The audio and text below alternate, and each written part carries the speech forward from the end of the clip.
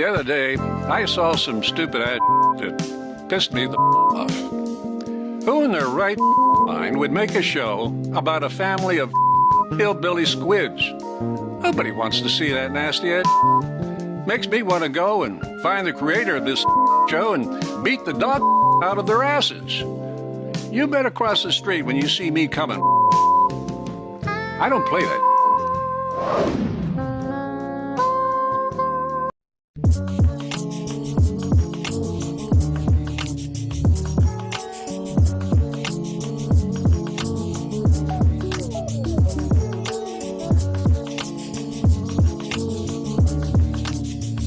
Welcome back to Owls Only, the Adult Swim podcast. I'm your host, Bryce Hope, and I am with someone who hasn't been on the show in a while. It's my roommate and best friend, Alex. Hello, I'm back. Okay, so we are talking about Squidbillies. It's a very, very, very important show to Adult Swim lore, and I asked a lot of people to come on this episode. Every single one of them said no. Wait, why did they say no? I don't know. We'll get into it. Okay. So this show, basically, you've never seen this show. No, I've never. I don't even know what this show's about.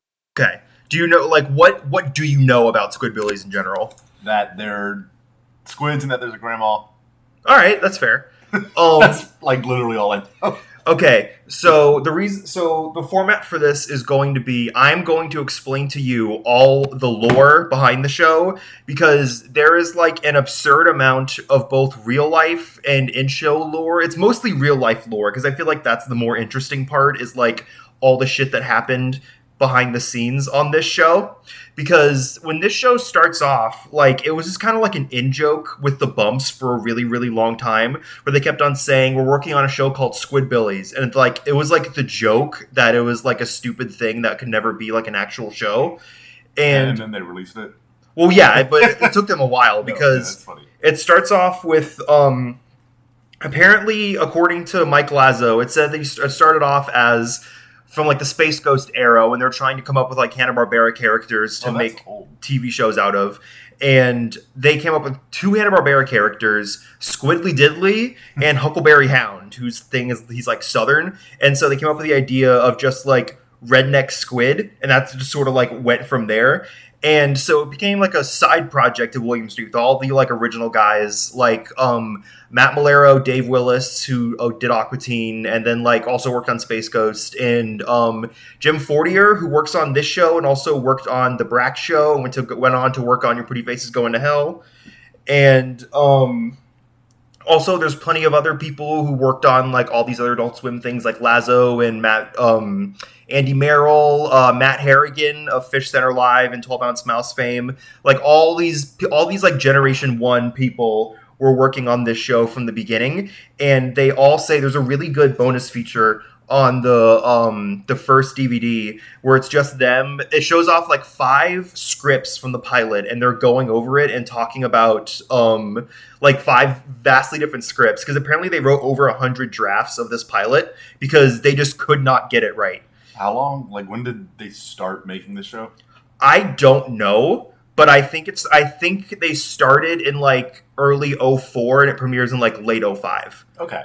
But that's also like with the William Street turnaround and how long they take to make stuff, because it does not take, like, when they were making stuff like this, like they were making 12 Ounce Mouse on like a weekly basis. Like, it does not take long to like get a William Street show out. It's not like The Simpsons where they're making it for like 9 months. Yeah. You know? So the character designs, are they based on Hanna-Barbera stuff? Or No. I figured not. I just wanted to make sure. They pretty much just got the name from that. They got the name from the Hanna-Barbera stuff, okay. The Squidly Diddly thing. But so Pete Smith, who has his own day at Adult Swim, it's called Pete Smith Day. They do it every year.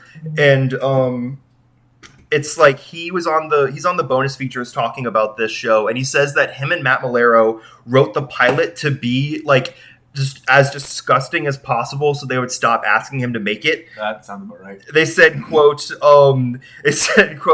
it was a vile script on the bonus features, and it starts off very different. All the characters' names are different. Instead of like, because the main characters are early Cuyler, who's like the main one, the one with the hats.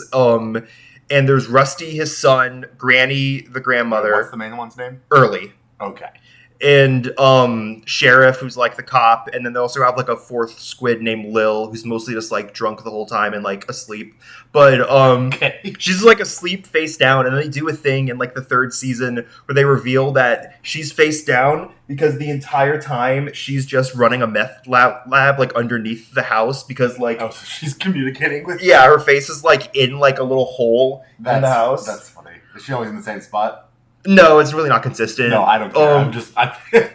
But so they start off and like it's so different. Like the characters' names are RV is the dad and Donnie is the son. There's also like a second son named Bug who sounds like Bill from King of the Hill, and it's like Dave Willis doing the voice for RV, which is supposed to be the early character, and so. We can talk about, because huge part of this show's, like, lore is the fact that right before the final season came out, they had to recast early because his voice actor went on, like, a supremely racist rant on Facebook. I did know that, because I always confuse him with the guy from... that guy was at the Capitol. This guy was... Yeah. Unknown Hinson is the guy who voiced, early Cuyler, and he was not at the Capitol. And I do want to get into this because I think that obviously he's a horrible man, and like he calls Dolly Parton a race traitor in the Facebook posts. God. They're so bad. But his voice is what made the show click, I think. Because I also think that there's a thing where people like are really into saying that it's such an easy opinion to have that like if somebody turns out to be like horrible or evil, then nothing they ever made was good. But I also think that kind of like opinion ends up letting people make excuses for bad people who make good art. You know, like bad people can make good art. Right. Like I agree. It's fine to like Michael Jackson is like a pedophile and he made like it's true, he is. And he made like some of the best like fucking pop music. Like he was like the king of pop. Like he's the most popular musician in the world and he's a pedophile. Right. But like, you know, you get that attitude when people are like, this person that I love, of course they didn't do this thing because I like a show they made. Or I feel like it's okay to say that like, no, Unknown Hinson's voice made this show click, and also he's a horrible racist. Oh yeah. So they bring him in. He's like this guy. He's kind of like fucking Dracula Flow on YouTube, where he has like a public persona where he just like dresses up like a vampire. He's got like the slick back hair and he's got like vampire teeth. Oh, that's not what I thought you meant by that. That's funny. And he goes around and like plays like these like country songs and shit, and this like vampire like hick persona. And they just I don't know the process of how they got him. I think they just found him in who was this you said? Unknown Hinson, the voice of Early. Just making sure. They just found him in like just Atlanta. But I think the cast of the show is really interesting because when they make Aqua Teen, it's like, you know, Dana Snyder, who like starts his career with Aqua Teen, Carrie Means, who is doing Cartoon Network voiceovers, and then just like Dave Willis pretty much plays everyone else. And they get Dana Snyder to play the grandma in this show. Oh, that's funny. And then the rest, I didn't know that. The rest of the cast, as soon as you like know it, you like immediately hear it. And apparently Dana was basing it off like this old woman you heard on the radio all the time is like the voice he's doing. But we're gonna have to watch at least an episode of this after this. Yeah. So just so I can see. A huge thing with the show's cast, I think, is super, super interesting. Because you have Unknown Hinson, who is just like this guy who's just making music in Atlanta and doing like these underground shows they probably just like found, and his voice is like pitch perfect for the character of this like early Cuyler, who's this horrible like redneck squid who just like shoots everything, is constantly like murdering his family and shit like that. It's perfect. I do like one of the only things I can point out from this show is the main character's voice, so I agree. And also so the son Rusty, they do like a huge casting process, and they end up casting a guy who Dave Willis went to high school with because he could really do like a perfect like teenage redneck sound, like teenage redneck voice, just by impersonating like the people who were like mean to them in like high school, essentially. Right, because they're all from Atlanta, right? Yeah, well, they're from suburbs. Yeah, like think it's like Conyers or something.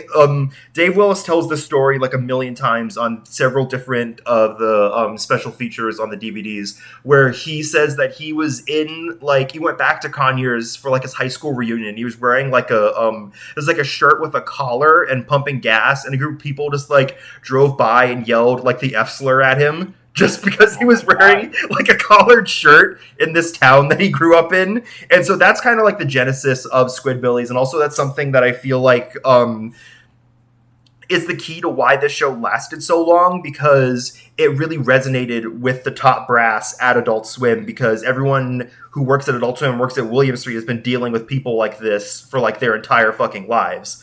And so it like really resonates with Lazo. I mean, Lazo worked on it, but and I think because this is one of the longest lasting shows in Adult Swim history, because every show on Adult Swim gets like in between 2 to 4 seasons. Even like major things like Metalocalypse and Super Jail and Boondocks only have like 4 seasons each. Yeah, even I remember this show being there pretty much the entire time I was aware of Adult Swim. Yeah, this show got canceled. This show starts in 2005, goes to 2021. It has 13 seasons. Damn. And it runs alongside Aqua Teen the whole time.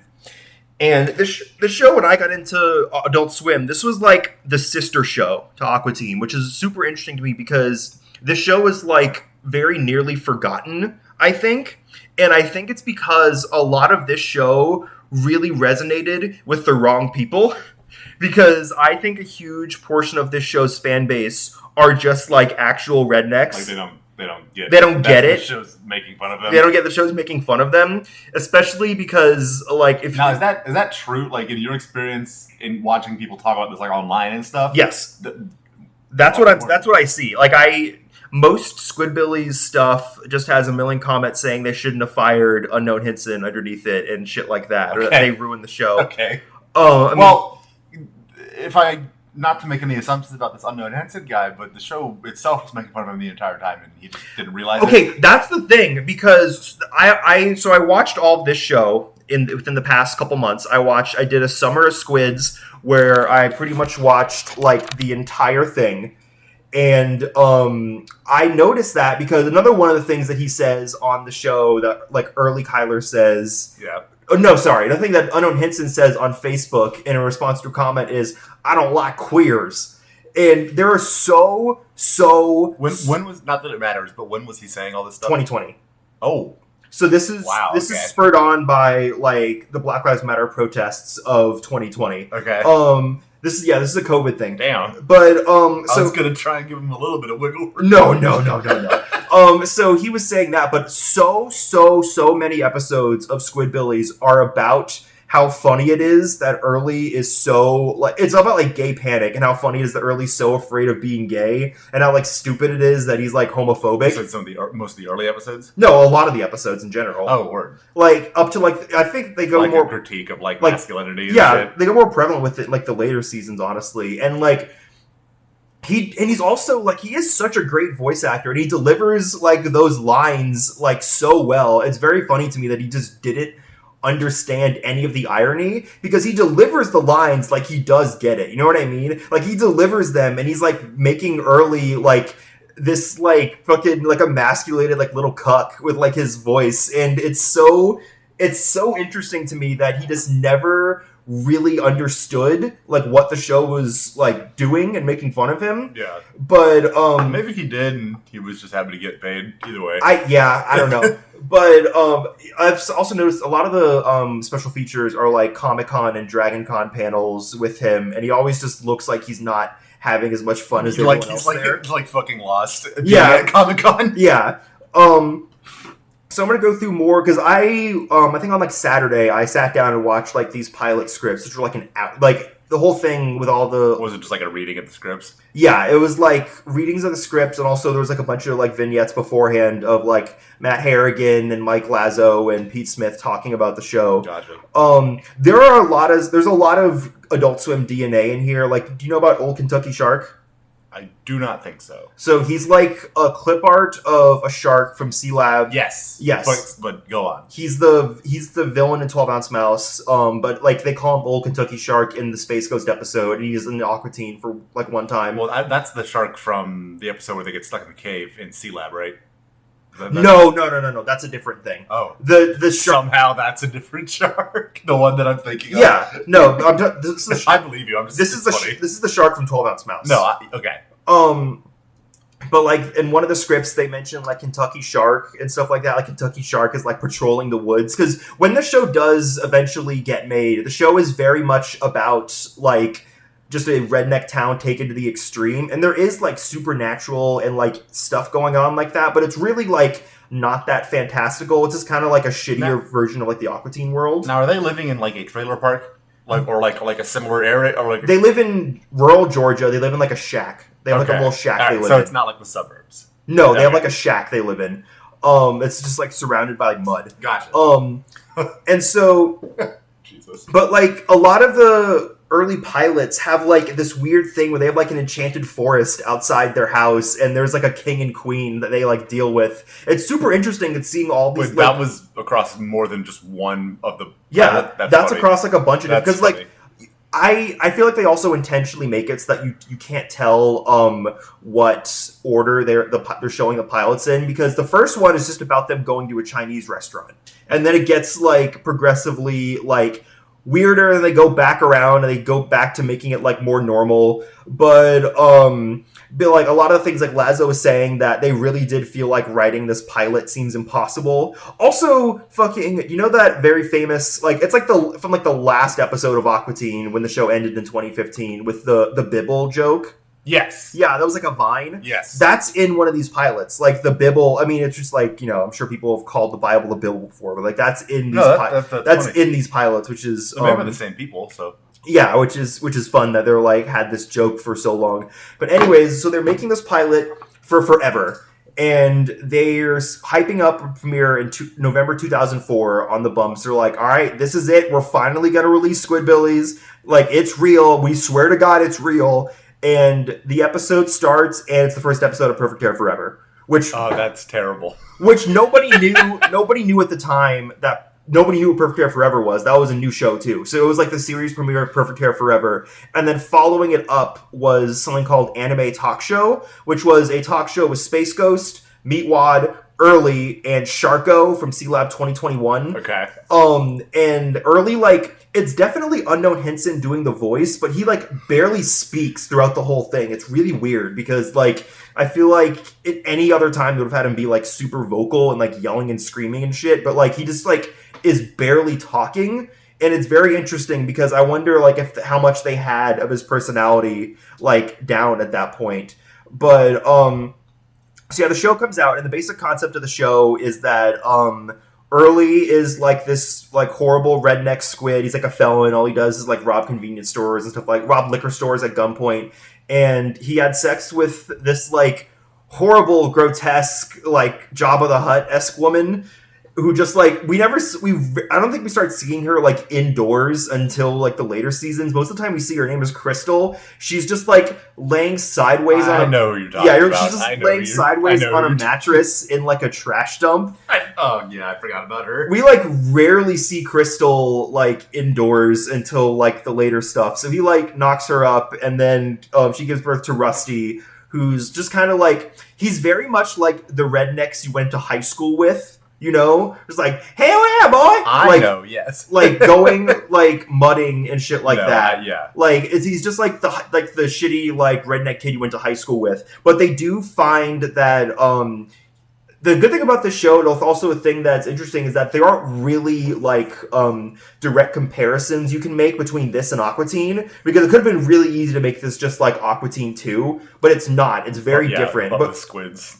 Yeah, but like I think if I could compare Rusty to any character in Aqua Teen, it would be Meatwad, because he is kind of like the more innocent one, and also he's like the only good one, because Rusty does, like, surprisingly, this show starts off and it's like the meanest fucking show on the network. Like, I believe it. It's unbelievably cruel.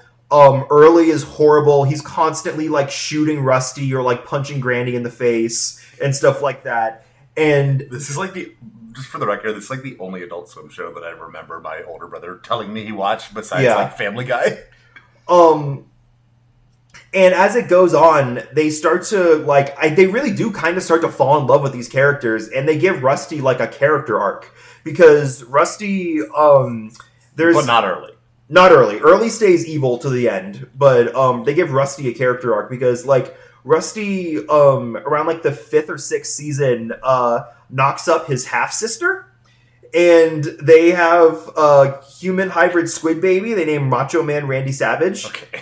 And... then, like, Rusty's character from that episode on is that he's just, like, a teen dad trying to do... like an attentive father. Yeah, like, he's just, like, his half-sister, Tammy, he's, like, just trying to do right by her and, like, their son and stuff like that. He's always, like... Good for him. And he's always, like, getting jobs and shit like that. Is that Rusty? Yeah, Rusty is... I'm holding, because I have a merch corner for the end of the show, but I'm holding the stress ball of Rusty right now. But, like, yeah, Rusty's arc towards the end, like, in the second half of the show is just that, like, he's just trying to be, like, a teenage father, which is very fun, because I feel like, when he started off, he was almost a little bit too similar to Meatwad. He was just getting abused all the time, and he was kind of like the kid of the family. Right. So they gave him more stuff to, and also that gives him more of a reason to, like, stand up to Early, and the dynamics get more defined.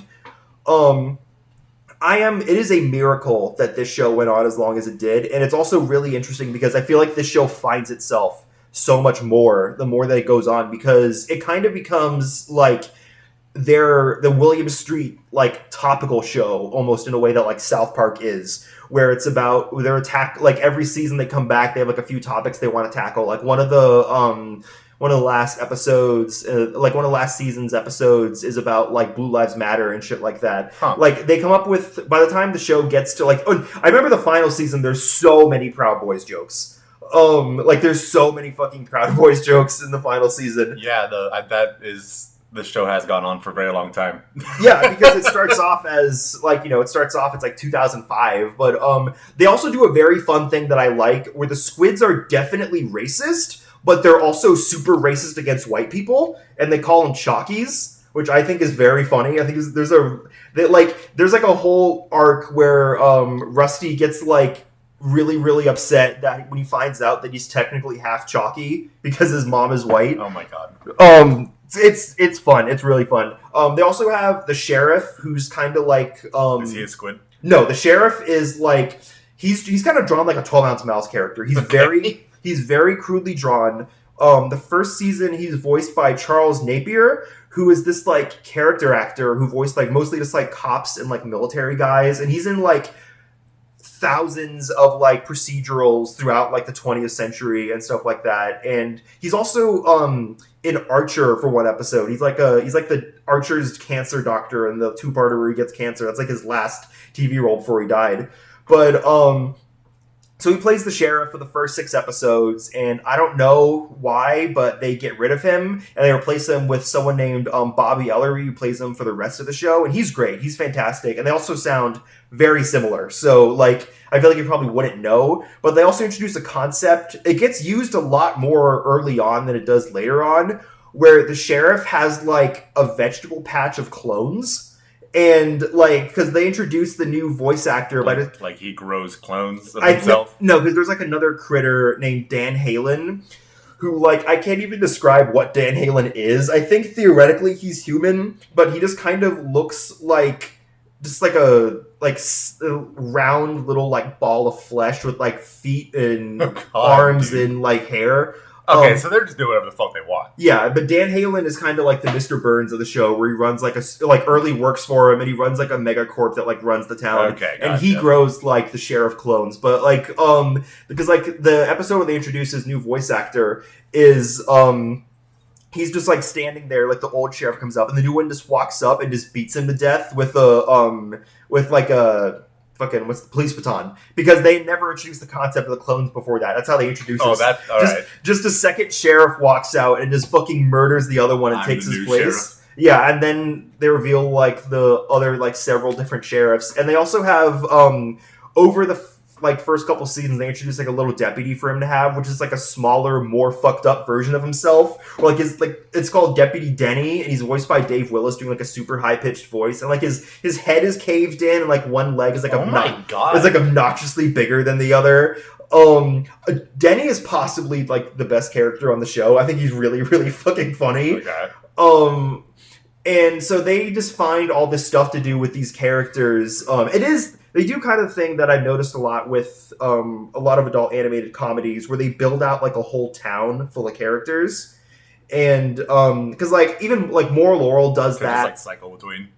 Yeah, but also like a town. You know what I mean? Like Springfield, like Simpsons, where it's like they have a whole town of characters they can go back to. I know, I hear what you're saying. Like, the Aqua Teens have reoccurring characters, but for the most part, it's just like in their neighborhood, in like whatever section of South Jersey they live in, it's just like the Aqua Teens and Carl. But like the Squids have like a priest, they have like a pastor, and there's like a guy who runs like the liquor store that Early's always robbing, and there's like people who run. They introduce like Walmart later on in the show, and there's like another. Is it just called Walmart? It's called Walmart, but there's another whole episode where they're like selling Confederate, like they stop selling Confederate flags at Walmart. The Squids get super pissed off, and they get like a history lesson where it's like Squids were like the ultimate slaves. And so, like, they've been like oppressed by more than anything by like the Confederate. So they know. But they still don't care. No, they're still into the Confederate flag and that shit. That is a very funny way to end that. Yeah. But yeah, this show is like like I said, the fourth squid, the kind of lost one, is Lil, and her thing is that she's just kind of like a meth head, and she's covered in like grotesque looking like makeup, and she has like these horrible like fake nails and all that shit. She's supposed to be Early's sister. And for how dark this show gets, they do several gags where Early just thinks about like fucking her, but that's like the least surprising thing you told me so far about this show. Yeah, there are also gags where he tries to fuck Granny. Yeah, it gets like this show, and I think this is the reason his mom and his sister dog. Yeah, and I think that's the reason why this show is probably not as like beloved as Aqua Teen, despite them being made by the same people and having like... Because they don't do that in Aqua Teen. Well, I mean, Aqua Teen is also gross and disgusting and things like that, but I want to talk about it because Aqua Teen has like a revival, like a revival fan base on Twitter, and I've seen so many people posting like fan art of like their like self-shipping with Master Shake. And, like themselves and Master, that's funny. And stuff like that, and people love, like, their Aqua Teen is getting, like, a bit of a resurgence in, like, those circles. Did they bring that back yet? No. In any capacity? I mean, they brought back the 5 episodes. Okay, that's what I thought. But not since then. Currently, there are no plans to bring it back, but, like, it's gonna come back. Word.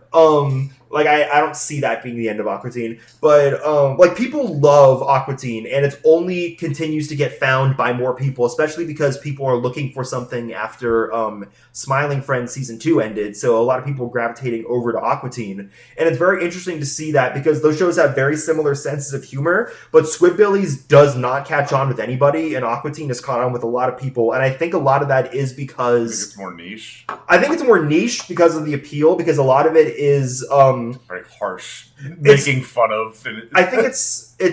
I mean, we live in the South, kind of. We live like right on the Mason-Dixon line. Yeah. So like we know the type. Yeah, like we know the type, but also like we don't live in like the super super deep South. No. But this show really appeals to people who live around or have lived around those people. So I can see people living like in other countries or living in like the northern half of the country not really like finding this show that funny or that engaging. But also I think the character dynamics have a lot to do with it, because I didn't like this show for a really long time. Like, I knew it was important. I've never... The reason I never tried to watch it is it just didn't look appealing. Like, I'll be honest. I knew it was important, and I liked everyone behind it, but I always... a lot of it when I was younger, it just made me feel kind of bad, and I think that's part of it, because a huge thing, too, is that... It's too mean. It's very... Yeah, it's almost too mean.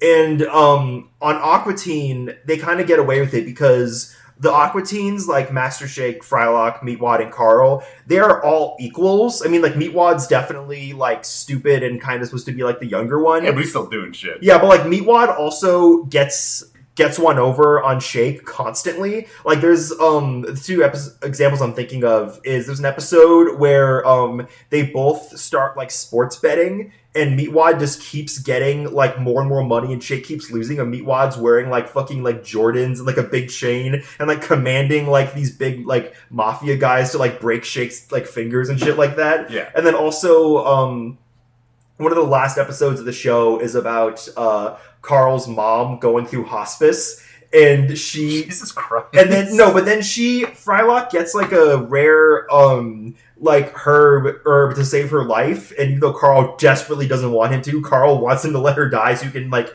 max out her credit cards. But that's but so she's like fine at the end, but she's like about to burn Carl at a stake with a bunch of these other like kind of racist depictions of like indigenous people.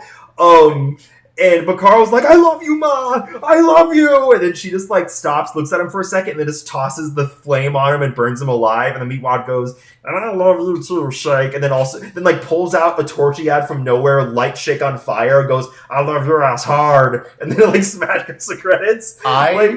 The fucking right before the credits of Aqua Teen are the best part. Yeah, they do that in this show a lot too, where they get like the best, the funniest joke. They get like the best joke in, like smash cut to the credits. Yeah. This show also has like an insanely good credit sequence, but like what I was saying is I think that like in Aqua Teen they're always constantly getting one over on another. Like Shake is never always winning over Meatwad. Like Meatwad gets back at him like half the time at least, and also they're roommates. They're not like. I mean, they're kind of a weird little family, but they're not like literal. There's no like literal like family dynamic there. Right. Whereas Squidbillies is like the abusive drunk dad who is like, you know, shooting his son and like punching the grandmother in the face. Yeah, that's a lot more jarring than and like it's roommate. Yeah, and it is like I feel like it is harder to like get into. I mean, I've watched it. I've definitely like appreciated a lot more like dark comedy, darker stuff from Adult Swim, especially because this show is very similar to Your Pretty Face is Going to Hell. But like I said, that show, I feel like that show is great. Yes, which not to say this one's not. I haven't seen it, but Your Pretty Face is Going to Hell is like kind of what they like. There is a time period where like Aqua Teens, Pretty Face, and Squidbillies are running at the same time. But Pretty Face is like that was another show where I was kind of like not super like really into it, even though I still watched it because it was so mean. I just felt so bad for Gary. But that's when I was like 15. Fair enough. So I don't know. I fucking love that show. I love it new. Like I love it now. Like I've got like. We're back to it, and we were in college, and we watched all of it, and like... Oh, yeah. That was the first time I had watched it. Like, we fell in love with that show. I love that show still. I'm constantly rewatching it. I do remember the ads for it, though, when it, like, first came out. Yeah, me too. That's when I first get into Adult Swim, is when Pretty Face, like, just starts. So, yeah, like, Pretty Face is Going to Hell, fantastic fucking show, and this is, like, very similar to that, but also Your Pretty Face is Going to Hell has that, they're, like, co-workers, and also, like... They're all like assholes. Yeah, they're also like fucking demons. Yeah, and so like it's like you don't feel as bad for them, but you do like. And the show also wants you to kind of feel bad for Rusty too, which is like part of it, and which is also part of the arc of the show is that they get like better over time. And like Lil is the name of the fourth one, the sister. I remember I was going with this. This is me going through like a million tangents that I have written down. Don't worry, bro. Lil is like her arc is that she ends up like kind of getting away from it at the end because she the meth dealer. Yeah, she kind of gets away from it all because I mean she was actually making it's more weed like when that episode when she's like commanding him through the floor. It's more like weed. Sure. But she also does constantly do meth. But because she's like not really as bad as the rest of them.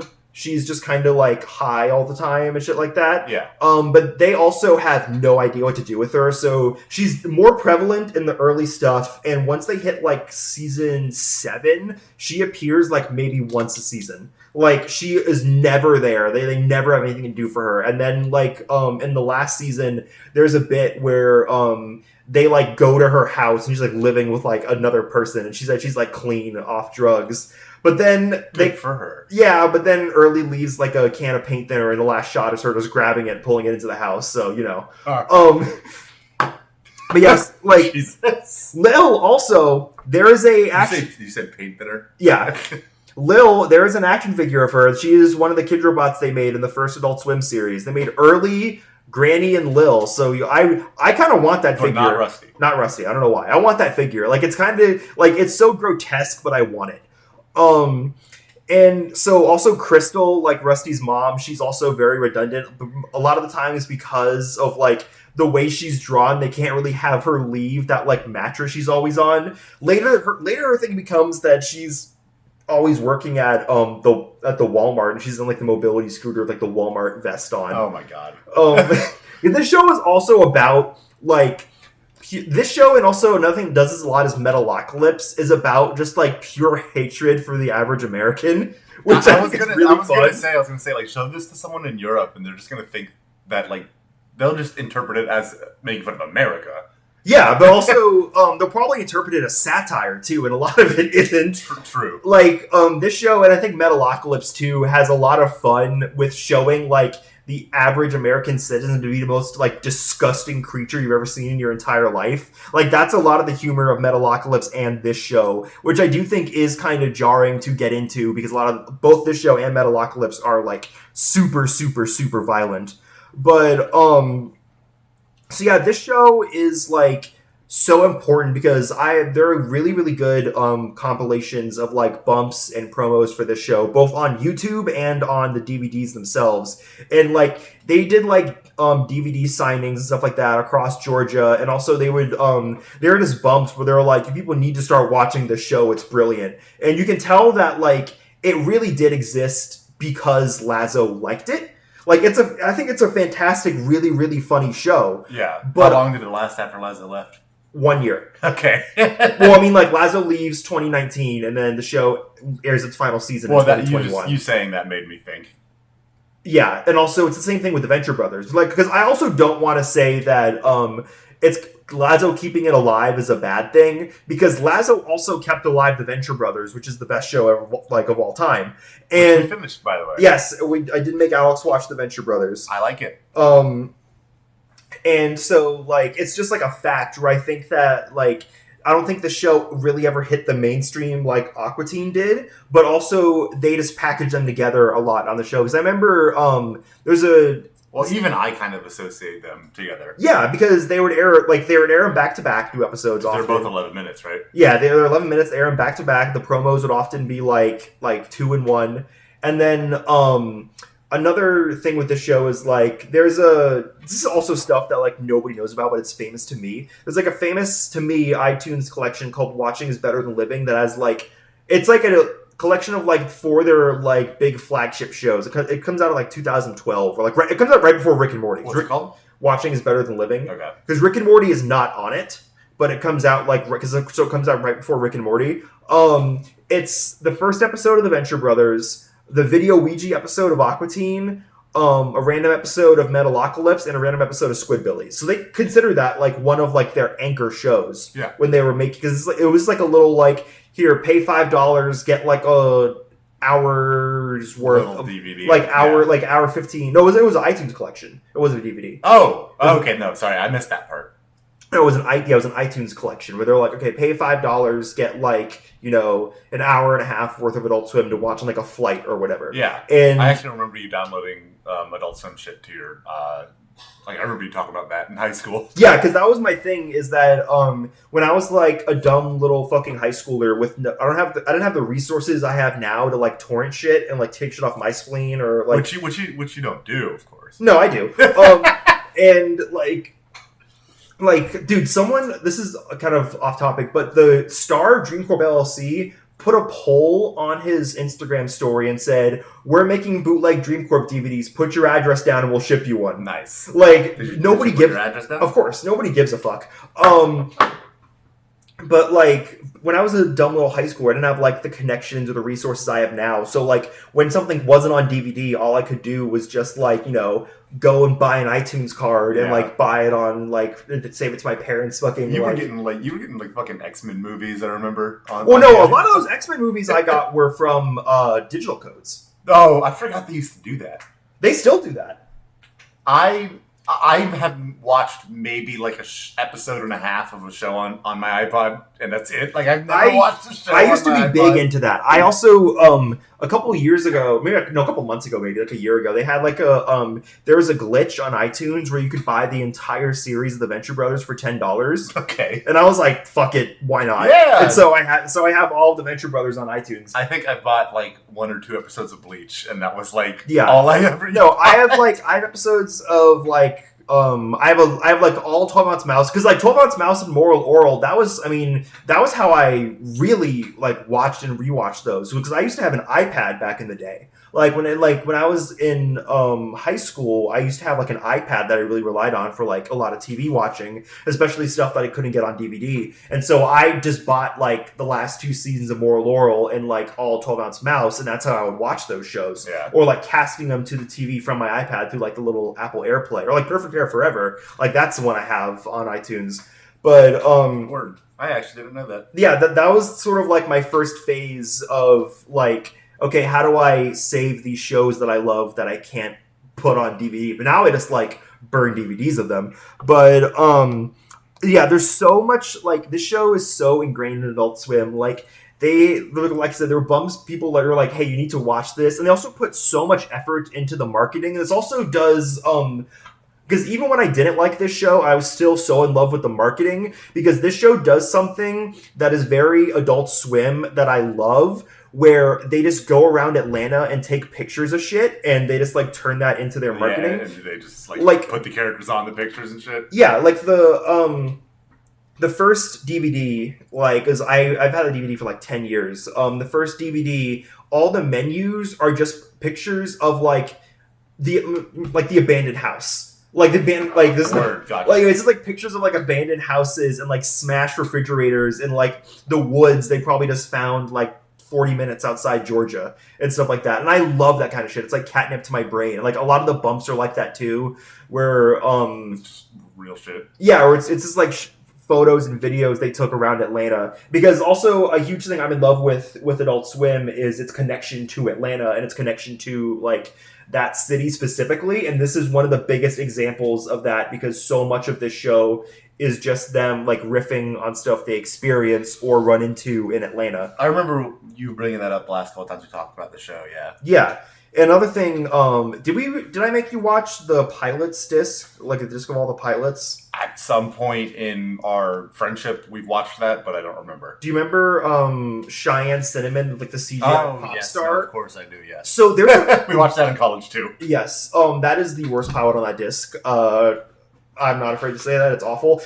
There's funny stuff in it, but that's like the unpleasantness of Squidbillies taken to 1,000. But first, there's like a running gag in this show for the longest time where like the only piece of media that the squids consume is Cheyenne Cinnamon. I don't know why, but like that's really fucking funny. It is funny. There's like so many gags where like Early wakes up in the middle of the night and he's wearing like Cheyenne Cinnamon pajamas, and she's like the only thing that's ever on like their TV. That's very funny and stuff like that. Like I think it's just them riffing on the fact that I think they really wanted to make that show, and then it just like didn't get to happen. But we're better for it. I kind of think we're better for it. But yeah, so like I said, the show is around forever. They also, a huge part of the show is the music. Like I have right here the vinyl they made. This is giving out the rap party of the series. Because Unknown Hinson is a musician, and so he's constantly singing as Early. They had that's funny.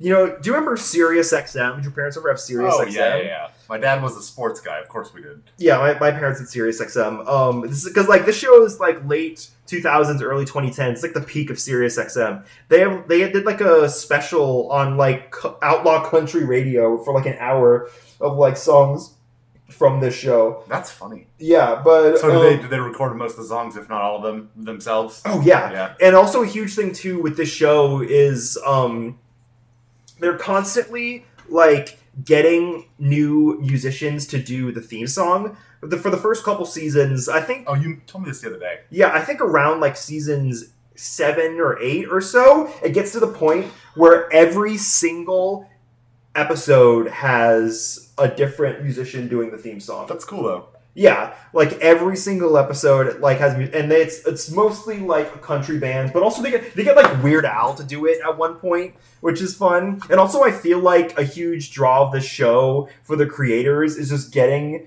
to meet people. Like I feel like a huge reason why they make the show, so they can get like, hey, come do this intro for our show, and you can like, and they can just like meet them. And I feel like that's like a huge part of why they do this. Who's the funniest person they got to do it? The one I'm thinking of is Weird Al. Gotcha. They even turn one of them into like a major character, because there's a guy named Jesco White who's like a country musician, and he becomes like Early's canonical father, and he appears like up until the last episode. You know, like he's constantly in this show.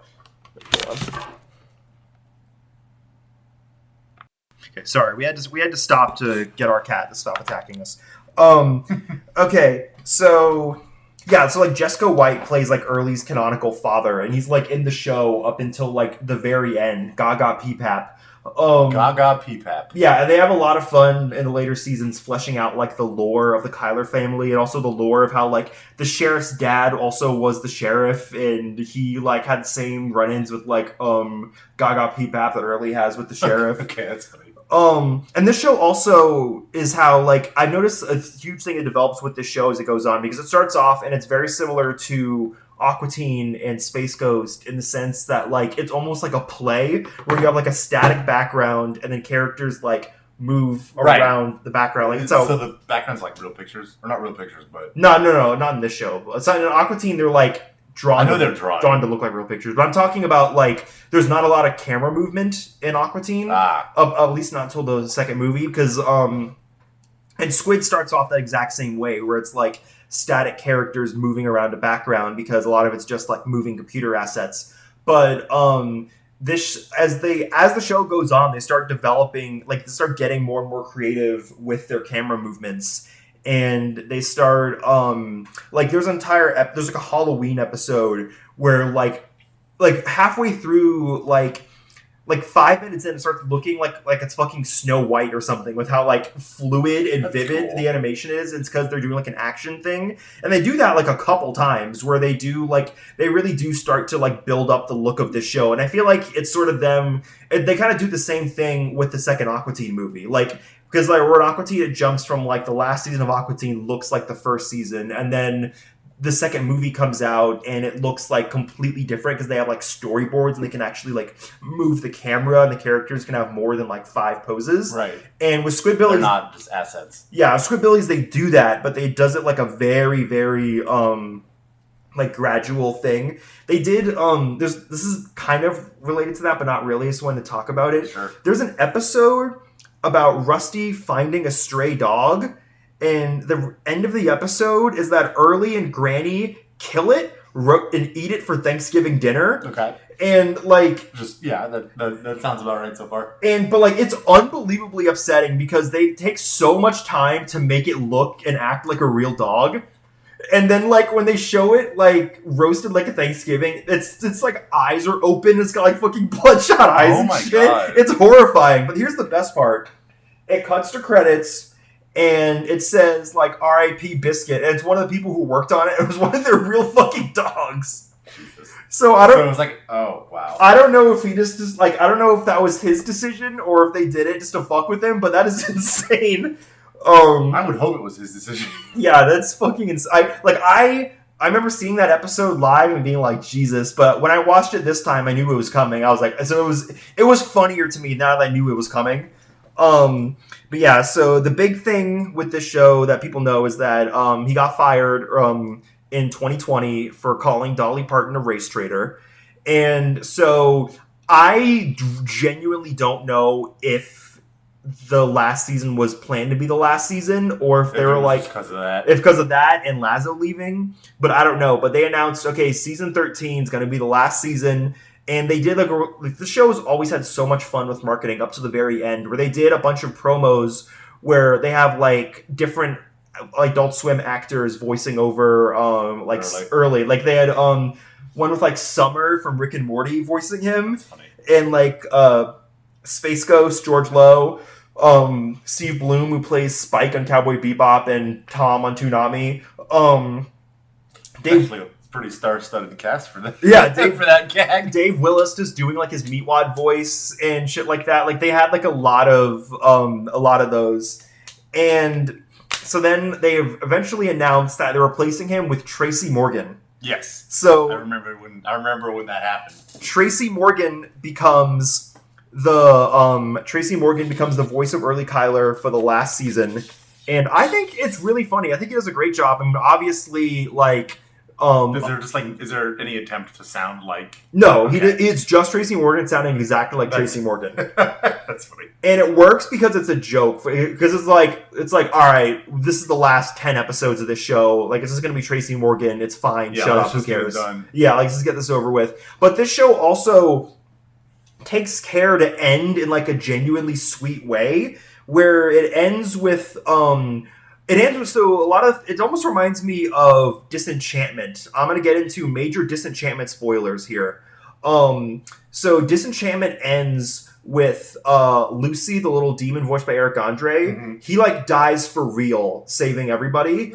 So it ends with him like in heaven, and that's like the end for his character. And then Bean, the main character, runs away with her mermaid girlfriend, and that's like the end of Disenchantment. Based. And this show almost does like a similar thing where Granny dies for real, and it's like they do it. It's like upsetting. She's like mid-sentence, she's like and like falls over dead. It's like so she just like has a realistic death for the bit. Yeah, and like her like face like cracks. It's like horrifying. Oh my god! So Granny dies for real, and then Rusty decides that it's finally time for him to like leave this shitty county, and he tries to leave with his girlfriend or like his baby mama. They're not really dating, but they decided to start dating at the end of the show. Yeah. His baby mama Tammy and their son Macho Man Randy Savage, and they steal Early's truck, and Early like tries to set up spike strips, but they avoid it, and the sheriff lets them get away, and they escape from the town. And like the last scene is like a flash forward where it shows like they have like 10 more kids. Rusty gets like a real job, and Early just like comments like a bunch of crazy shit on Facebook about them, and that's the end of the show. And then like it shows the resolution is like Early is about to get them, but then Granny's ghost hits him over the head with like a frying pan. Nice. So they do like, it's really weird how they do give like this show does evolve into something where it has like a pretty like there's jokes in it, obviously, but it's like a pretty serious like series finale. Like I feel like even when Aqua Teen did their serious series finale, it was a joke because they did a real like final episode like a week after that. That's all just like shit posts. Right. No. Okay. I remember that. But like I don't think Aqua Teen would ever go as sincere as they really do go with Rusty in this final episode. But yeah, I just think it's a super important show for Adult Swim lore. I think the reason why it's reminded me of Disenchantment is because like a fan favorite who has died a bunch of times dies for real, and the main character or like the hero at least escapes with like their love interest. Yeah. And also they kind of play similar roles to like, because Disenchantment's like the sister show to Aqua Teen, and this is like the sister show to Futurama, and Squid's like the sister show to Aqua Teen, and both Futurama and that is true. That's another parallel. Yeah, like Futurama and Aqua Teen are two like my favorite shows of all time, and I like Disenchantment and Squids a lot, but also it's more for like the relationship they have with those other shows that I like more.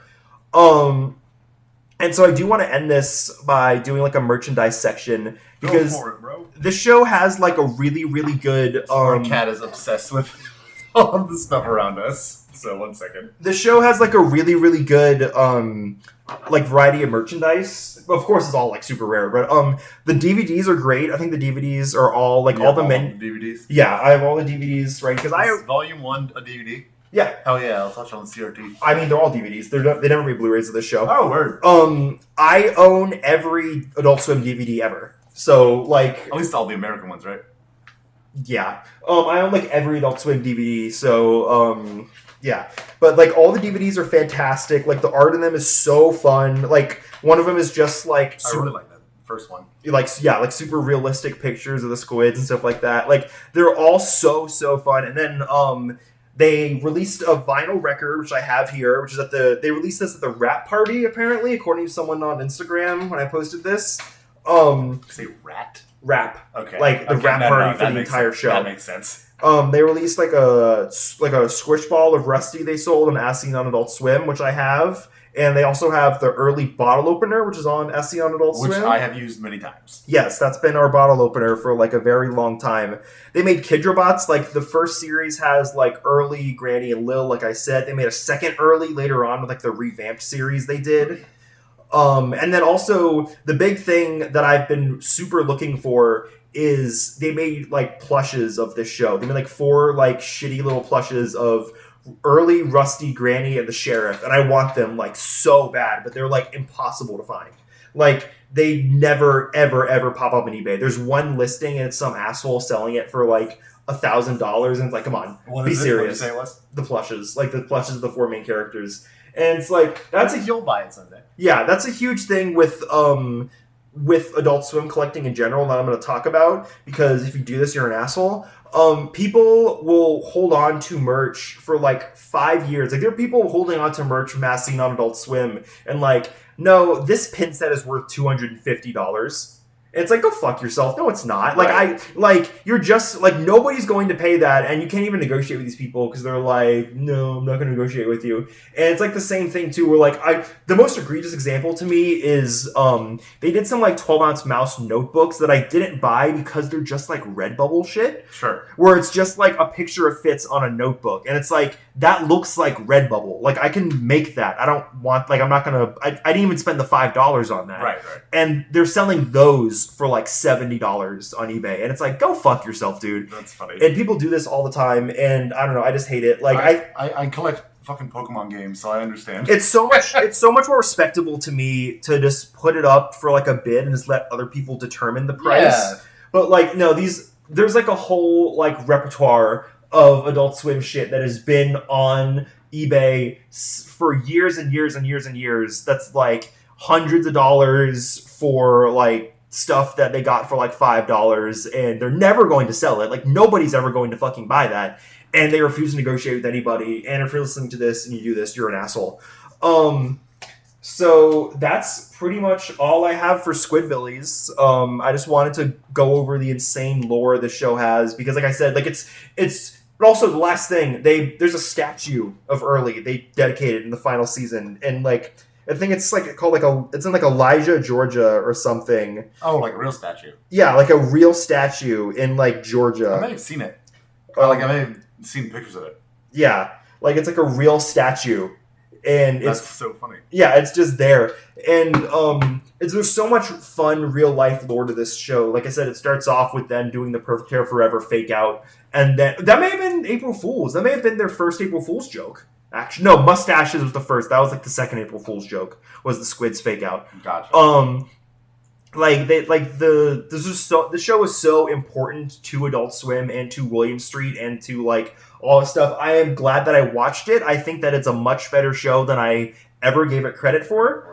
And I don't think it'll ever return, though. I can't see them wanting to make. You know, you can tell they loved making the show. Yeah, why would they make more? But I don't think they're ever going to make more. I think like they're just gonna focus on like Aqua Teen if they do more stuff, or hopefully there's supposedly an hour-long script for Your Pretty Face is Going to Hell finale special that they did a table read for. Oh, that'd be fun. I want to see that so bad. Animated or live action? Awesome. I want to see that so bad. Same. But that's probably like one of my number one top projects I want to see from Adult Swim is Your Pretty Face finale special.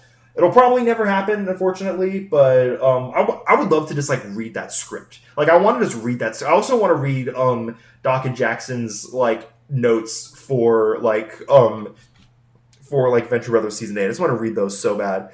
But So yeah, that's pretty much all I have for Squidbillies. I don't know what I'm going to do next. It might be Dream Corp. It could be Psycops. Depends on who I get.